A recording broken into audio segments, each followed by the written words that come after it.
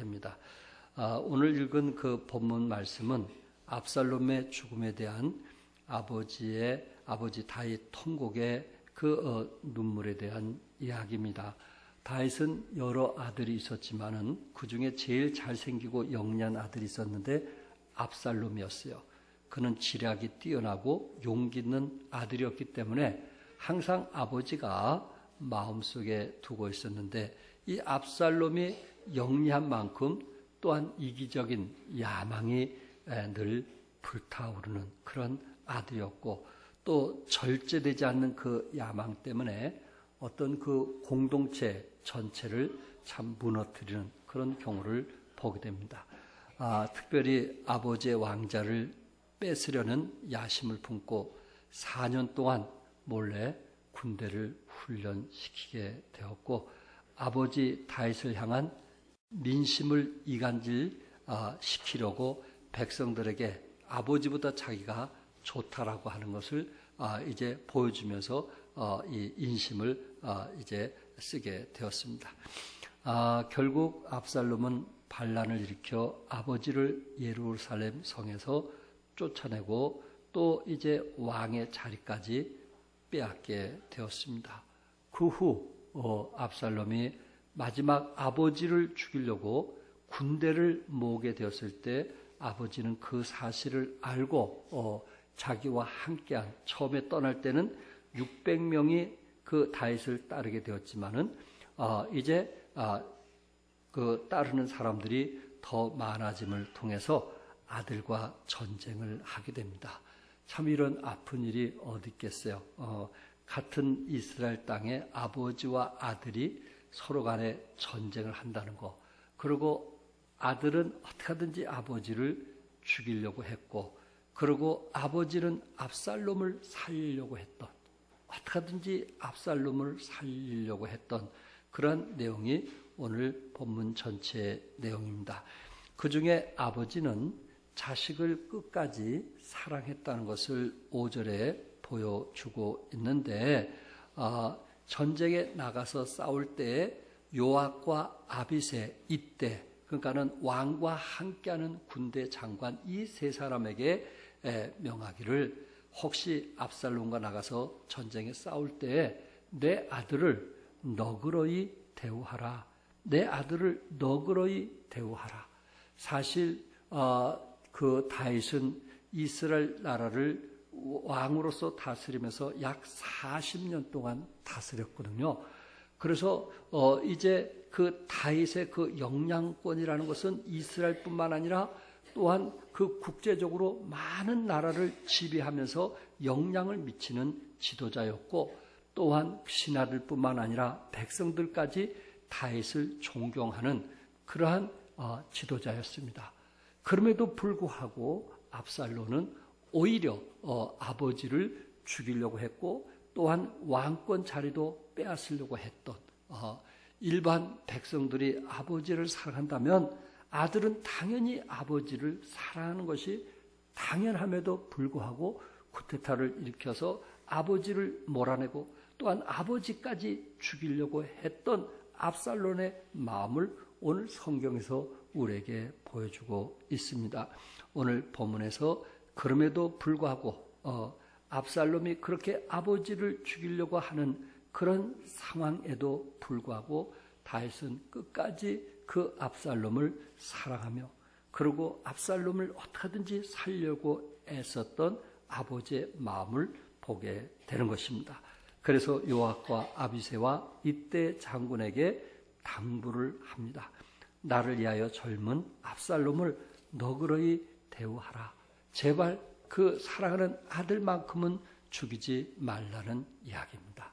여러분, 전쟁에 압살롬과 또한 다윗 군대들이 나가서 전쟁할 때 이게 누가 사느냐 죽느냐 이런 상황 속에서도 아버지는 오히려 압살롬을 죽이란 말을 하지 못하고 그를 너그럽게 불쌍히 여기서 그를 살려달라는 아버지의 그 모습을 오늘 본문에서 보게 되는 것입니다.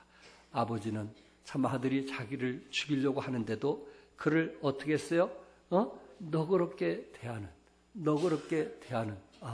이런 참 아버지의 마음을 우리는 보게 됩니다. 여러분, 우리는 국제고려장이라는 이야기를 들어봅니다. 정말 그 자식들이 외국에 가서 살면서 부모들에게 재산을 정리하고 들어오라고 해서 재산을 정리하고 들어갔더니 그 돈을 다 뺏은 후에 부모를 내팽겨치는, 오고 갈 데 없는, 그래서 한 교회에서 그 기도실에서 잠을 자는 그런 상황임에도 불구하고 그 부모들은 끝까지 자기 모든 것을 다 잃었으면서도 그 자식들을 사랑하는 아름다운 이야기들을 우리가 듣고 있습니다. 이처럼 아버지는 자기를 죽이려고 했던 그 아들에게 너그럽게 대하려고 했던 아버지의 마음, 그것이 우리 하나님의 마음이 아닐까. 정말 여러분과 나는 어떻게 보면 하나님께 여기에 그 압살롬보다 더 많은 죄를 범하기도 하고, 그리고 더 많은 참 그 아픈 일을 행하기도 했지만은 하나님께서 우리를 사랑하사 예수님을 이 땅에 보내주시고, 그리고 여러분과 나를 위해서 십자가에 지시면서, 그리고 온몸에 피를 흘리면서 다 이뤘다, 우리를 끝까지 사랑하시는 예수님을 우리가 생각하게 하는 것입니다. 어느 광고 카피라이터가 생명보험 광고를 위해서 쓴 글 가운데 이런 내용이 있습니다. 물론 아버지에 대한 이야기입니다. 29살 때 14시간을 기다려서야 자식의 울음소리를 들을 수가 있었습니다. 당신은 신을 믿지 않았지만 당신도 모르게 기도를 올렸습니다. 37살 때 자식이 초등학교에 들어가 우등상을 탔습니다. 당신은 액자를 만들어 가장 잘 보이는 곳에 걸어두었습니다. 아직도 당신의 방에는 누렇게 바른 액자가 걸려 있습니다. 43세 이른 아침 모처럼 자식과 뒷산 약수터로 올라갔습니다. 이웃 사람들은 자식이 아버지를 닮았다며 인사를 건넸습니다. 당신은 괜히 기분이 좋았습니다. 48살 때 자식이 대학 시험을 보러 갔습니다.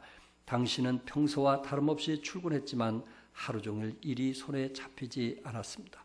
53세 자식이 첫 월급을 타서 네일을 사왔습니다. 당신은 쓸데없이 돈을 쓴다고 나무랬지만은 밤이 늦도록 그 네일을 입어보고 또 입어봤습니다. 61에 딸이 시집을 가는 날이었습니다. 딸은 도둑 같은 사위 얼굴을 쳐다보며 한박 웃음을 피웠습니다. 당신은 나이 들고서 처음으로 눈시울이 붉어졌습니다. 65세 자식 내가 바쁘다며 명절에 고향에 못 내려온다고 했습니다. 당신은 동네 사람에게 아들이 바빠서 아들 아침 일찍 올라갔다며 당신 평생 처음으로 거짓말을 했습니다. 아마 참 다윗이 그 압살롬을 사랑했던 것처럼 우리 아버지들의 마음이 표현은 안 하지만, 다른 사람에게 말을 안 하지만 속으로 기뻐하면서 자식에 대한 그 고마움을 느끼면서 살아가는 것이 아버지의 마음이 아닐까. 두 번째, 여기에 아버지 다윗은 자식의 불행을 자기 탓으로 여겼습니다. 29절에 압살롬은 잘 있느냐 하고 물었고, 33절에 왕의 마음이 심히 아파 문 2층으로 올라가서 운이라고 말씀을 했습니다. 여기에 마음이 아프다는 말은 떨다, 전율하다라는 뜻으로 사용이 되어지는데, 너무 충격이 커서 심장을 도려내듯하는 비탄한 심정을 그리고 있는 말입니다. 다윗은 당연히 죽어 마땅할 압살롬의 죽음을 놓고 오히려 자기가 대신 죽었어야 한다고 탄식을 합니다. 마음이 심히 아팠다고 이야기를 했습니다. 부모가 자식을 사랑하는 마음과 자식이 부모를 사랑하는 마음, 이것은 어떻게 보면은 정말 당연한 이야기인데, 한 아버지는 자식을 사랑하는 마음에서 말씀을 하셨고, 아들은 아버지를 어떻게 하든지 죽이려고 했던, 어떻게 하든지 자기가 권세를 차지하려고 했던 아들의 모습. 부모는 자식을 위해서 어떻게 하든지 돈을 모으려고 했던 것이 부모의 마음이라면, 자식들은 어떻게 보면 부모의 모든 것을 빼앗으려고 했던 이것이 자식의 마음이 아닌가. 물론 모든 사람이 다 그렇다는 것은 아닌 것입니다.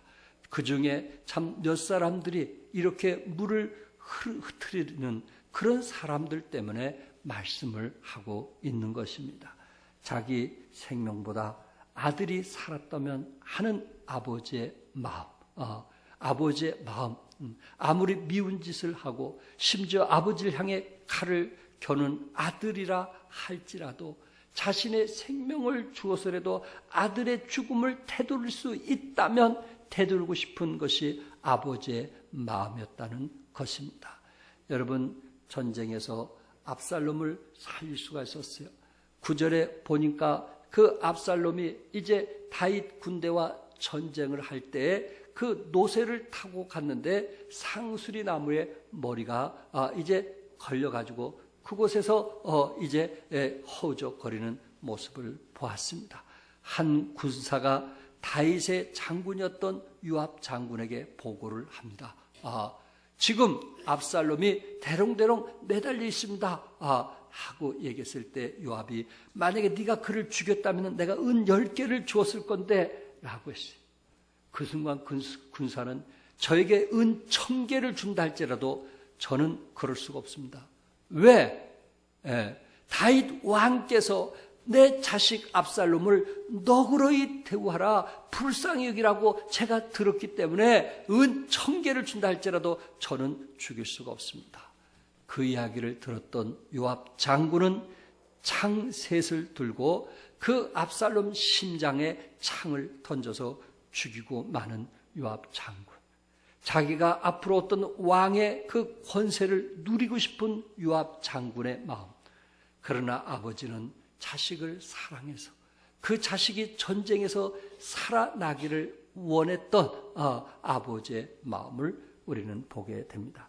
여러분, 사실 압살롬이 다윗을 죽이려고 했던 것은 누구를 대적하는 거냐면은 하나님을 대적하는 것과 같습니다. 왜 그러냐면은 다윗은 사실 하나님께서 다윗을 내 마음에 합한 자라고 말씀했고 다윗을 통해서 후대에 저들을 저주하지 않겠다고 약속하신 분이 누구냐면은 하나님이었거든요. 이스라엘 백성들이 축복을 누린 것은 사실 다윗 왕 때문에 계속 그런 축복을 누리게 되었던 것이거든요.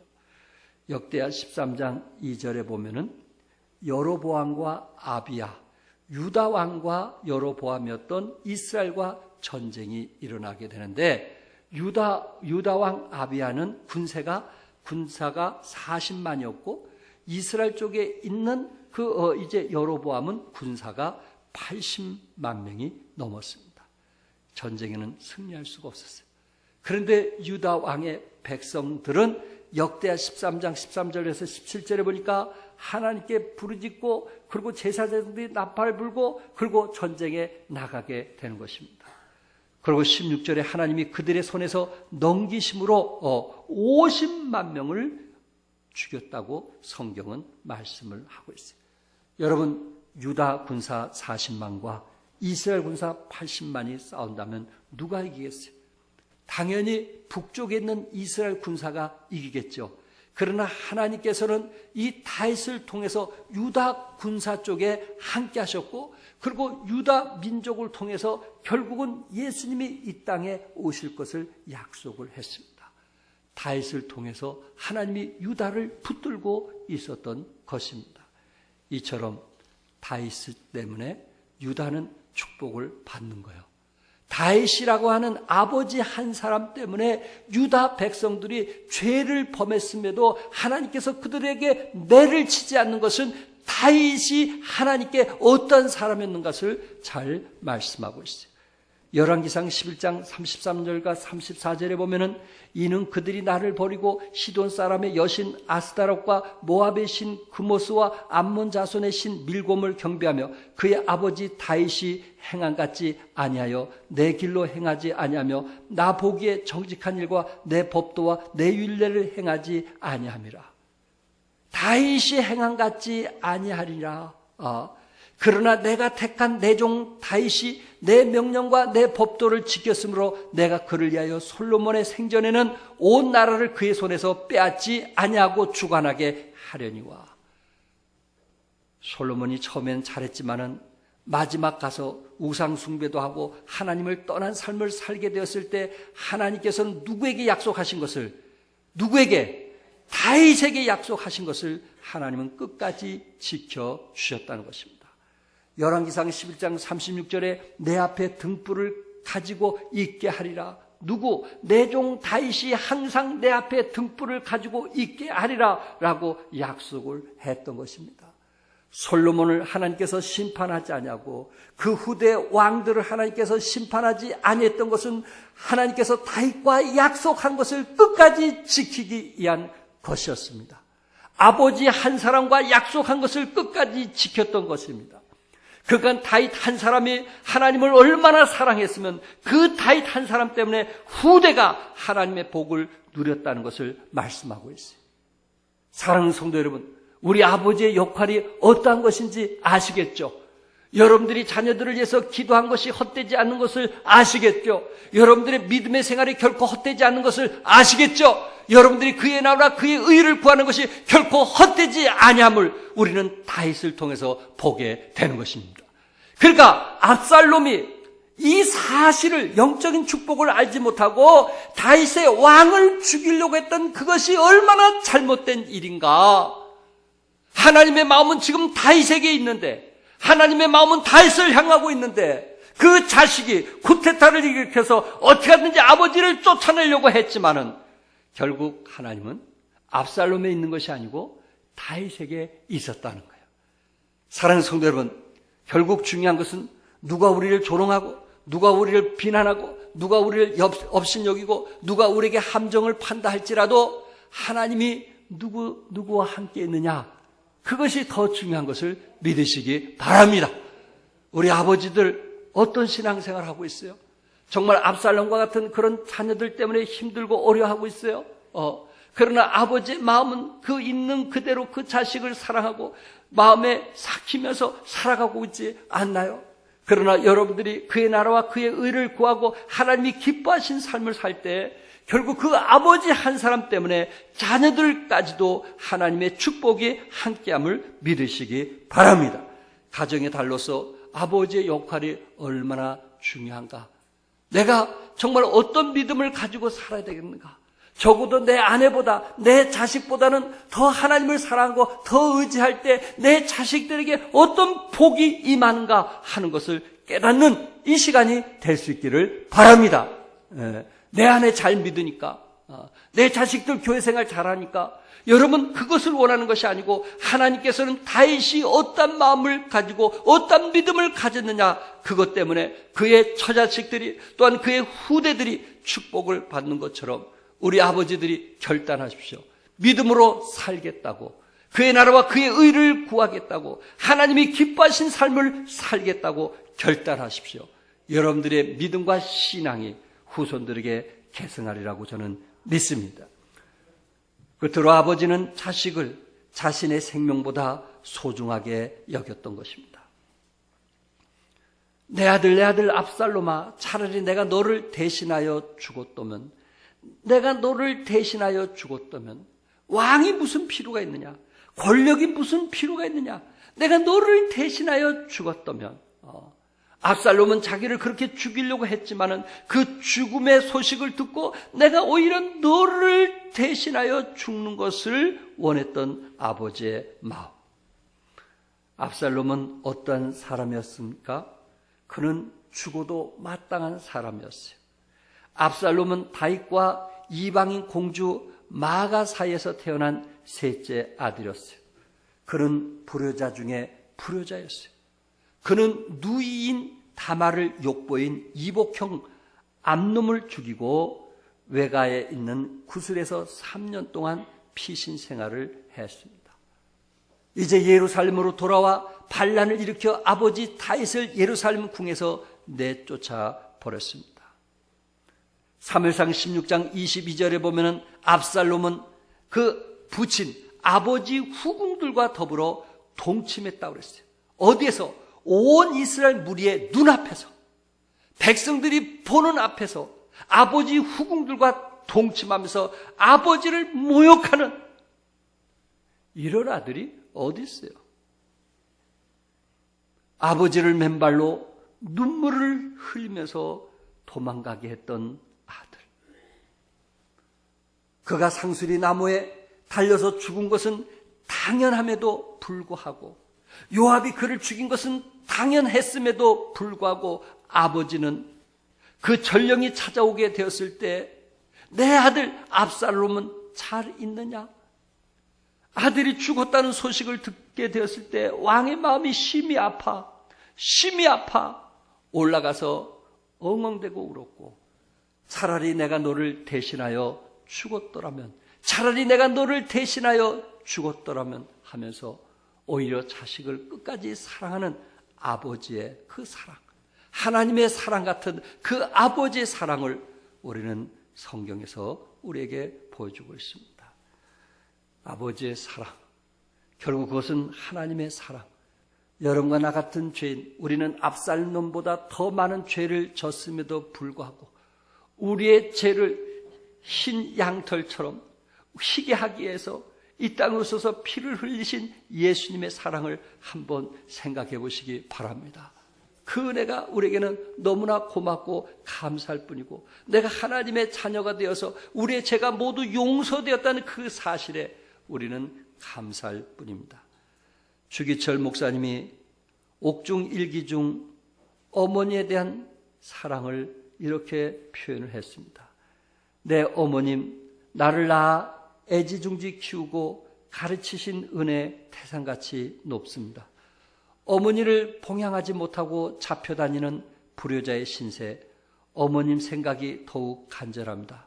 내 어머님 금지 옥렵으로 길러주신 이 몸이 남의 발길에 채우고 매맞아 상할 때 내 어머님 가슴이 얼마나 아프실까. 춘풍 추 비바람이 옥문에 뿌릴 때에 고요한 밤 달빛이 철장에 새어들 때에 내 어머니 생각 간절하여 눈물 뿌려 기도합니다. 어머님 보양한다고 하나님의 계명을 범할 수는 더욱 없었습니다. 불의한 자식의 봉양보다 무소불능하신 주님께 내 어머님을 부탁하고 나는 주님 자치를 따라가렵니다. 연약한 나를 붙들어 주시옵소서. 사랑하는 내 어머님, 팔순 넘으신 내 어머님을 자비하신 주님 손에 부탁하나이다. 여러분, 정말 우리 부모님들은 우리에게 얼마나 소중한지 아시겠죠? 이제 우리 자녀들이 필요할 때만 찾아가는 것이 아니고, 이제 자식들을 키우면서 부모의 마음도 헤아려볼 나이가 되지 않았는가? 내가 필요할 때 부모를 찾아가는 것이 아니고, 그분이 외로움 때, 정말 그분이 뭔가 쓸쓸함을 알게 됐을 때 조용히 찾아가서 정말 대화를 들어주고, 그리고 말동무가 되어줄 수 있는 그런 것이 우리에게 필요하지 않겠느냐 하는 것을 말씀하고 있어요. 왜? 아버지는 자식을 위해서 모든 것을 희생하신 분이고, 단지 말은 하지 않을 뿐이지만 아버지는 우리를 그렇게 사랑하고 있다는 것입니다. 80세가 넘으신 아버지께서 저에게 이렇게 얘기합니다. 목사님, 제가 젊었을 때는 아들이 그렇게 귀한 줄을 몰랐는데 나이가 들면서 아들이 저에게 참 귀함을 느꼈고, 또 아들이 하는 짓을 보면서 사랑스러움을 느꼈습니다. 그래서 제가 집에 딱 들어갈 때 아들 신발이 흐트러져 있으면 제가 그 신발을 이렇게 모아서 놓습니다. 그 순간 아들이 나와 함께 한다는 것, 또 아들이 나를 위해서 살아온 그것이 되새겨지면서 고맙기도 하고 감사하기도 하고 눈물이 납니다. 그러면서 아들 신발을 들어가는 입구에서 아들 신발을 바로 놓아주면서 들어가면서 아들을 생각한다는 얘기를 제가 들은 적이 있습니다. 이것이 부모의 마음이 아닐까요? 여러분들이 자식을 키우면서 정말 부모에게, 아니 10분의 1만 20분의 1만 한다 할지라도 우리 부모들이 얼마나 기쁠까. 왜냐하면 다윗처럼 압살롬이 어떤 짓을 했다 할지라도 오히려 내가 내 권력, 내 왕권 모든 것을 다 내려놓는다 할지라도 아들을 대신해서 죽는다 할지라도 후회하지 않는 것이 우리 부모의 마음이기 때문에 그렇습니다. 제가 2012년 4월 27일부터 5월 3일까지 일본 선교 집회를 다녀오게 되었습니다. 저는 그곳에 있으면서 참 사역을 열심히 하는 우리 참 박정도 선교사님의 모습을 보면서 저에게 큰 감동과 기쁨이 되었습니다. 마지막 저희들이 떠나올 때 그 일본 사람하고 우리 한국 여인이 결혼했는데 그 부부가 교회 나오는데 그 일본 사람이 저희들을 식사를 초대하는데 아메노 하루카스라고 하는 새로 일본에서 가장 큰 빌딩, 우리 제2 롯데월드처럼 그 높이가 한 300m가 되는 가장 높은 빌딩, 아직 다 완공되지 않는 그곳이 보이는 가장 가까운 음식점에 저희들을 초대해서 식사를 했습니다. 성도들의 섬김과 그리고 교회 참 열심히 섬기는 그런 모습들이 아름답다라는 생각을 가지고 저는 돌아올 때 공항에서 그분이 눈물을 흘리는 것을 봤습니다. 그러면서 그 후에 며칠 뒤에 저에게 이런 눈물의 시라는 글귀가 저의 이메일로 왔어요. 아버지로서의 글귀입니다. 아버지. 2012년이니까 약 4년 전의 이야기입니다. 저에게는 한없는 눈물이 있습니다. 일본 생활 28년이 눈물입니다. 선교사역 20년이 눈물입니다. 아픔의 눈물을 흘렸습니다. 외로움의 눈물을 흘렸습니다. 고통의 눈물을 흘렸습니다. 아내를 핍박했던 것에 눈물이 있습니다. 두 아들을 생각할 때 눈물이 있습니다. 제 자신이 너무 어리석다 생각될 때 눈물이 있습니다. 부족하여 영혼들을 포옹하지 못할 때 눈물이 있습니다. 좀 맛있는 것을 먹을 때 눈물이 있습니다. 만약 목사님 4분만 오셨더라면 목사님 앞에서 한없이 울었을 텐데 지금도 이 편지를 쓰면서 눈물이 앞을 가립니다. 글자가 잘 보이지 않을 정도로 일본 생활 28년이 저를 눈물의 사람으로 만들었습니다. 때로는 성도들의 아픔을 보고, 때로는 믿음 없이 살아가는 지체들을 보고, 때로는 세상적인 모습을 보면서 울기도 합니다. 사랑하지 못하여 울었고 사랑할 수 없어서 울었습니다. 자꾸만 눈물이 앞을 가립니다. 목사님, 이번 집회 말씀으로 저의 눈물샘을 건드리고 말았습니다. 좀 더 일찍 헌신했더라면, 좀 더 인격적인 사람이었더라면, 좀 더 사랑의 사람이었더라면, 좀 더 인자하고 사랑이 많았던 아빠였더라면, 좀 더 포근했던 남편이었더라면, 좀 더 온유한 목자였더라면, 좀 더 능력 많은 주님의 종이었더라면, 목사님의 메일을 읽으며 울었습니다. 사모님의 쓰시고 간 편지를 보고 울었습니다. 동시에 저희 교회 지체들을 생각하며 울었습니다.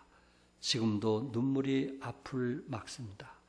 이 모든 눈물은 주님께서 주신 눈물입니다. 십자가를 바라보노라면 어느덧 눈물이 하염없이 흐르는 것을 아직도 흘려야 할 눈물이 저에게 있습니다.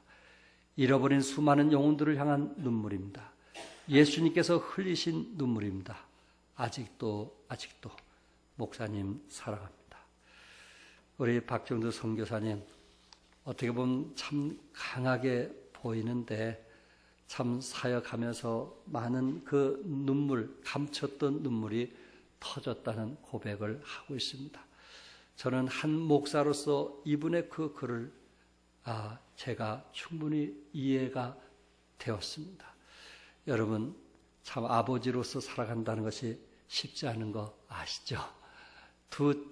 자녀를 키우면서 또 살아가는 것이 아버지로서 쉽지 않은 거 우리 알고 있어요. 왜? 이 세상이 그만큼 만만하지 않기 때문에 그렇습니다. 그러나 아버지의 사랑이 하나님의 사랑인 것을 여러분 기억하시고 참 아내를 사랑하고 자식들을 이해하면서 또 이웃들을 있는 그대로 용서하면서 살아가는 여러분과 내가 되기를 주님의 이름으로 축복합니다. 기도하겠습니다.